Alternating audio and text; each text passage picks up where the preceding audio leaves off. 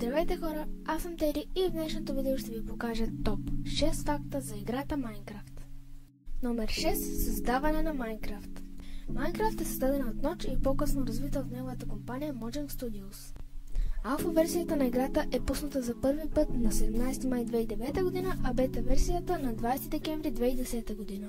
Номер 5. Първото име на Minecraft.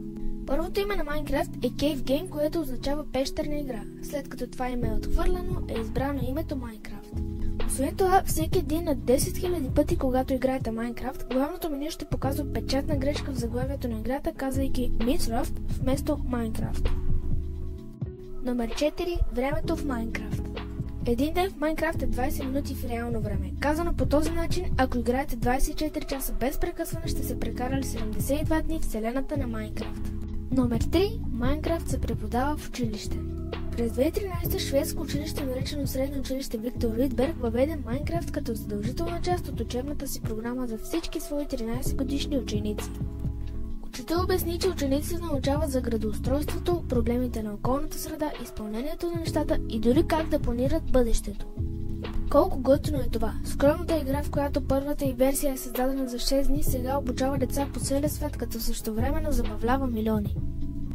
Номер 2. Небесният свят. В ранните версии на играта е планирано да се въведе измерението Небесният свят, но за съжаление тази идея никога не се изпълнява, а причините не са обяснени. И номер 1. Краят на Minecraft. Много хора вярват, че няма край на отворения свят на Minecraft. Има обаче нещо наречено световна граница. На 30 милиона блока от центъра на картата играч вече няма да може да продължи, защото световната граница е непроницаема. Ами хора, това бяха нашите топ 6 факта за Minecraft. Ако видеото ви е харесало, можете да го харесате и да се абонирате. Ако не ви е харесало, да не го харесвате и да ни пишете коментар факти за какви игри искате да знаете.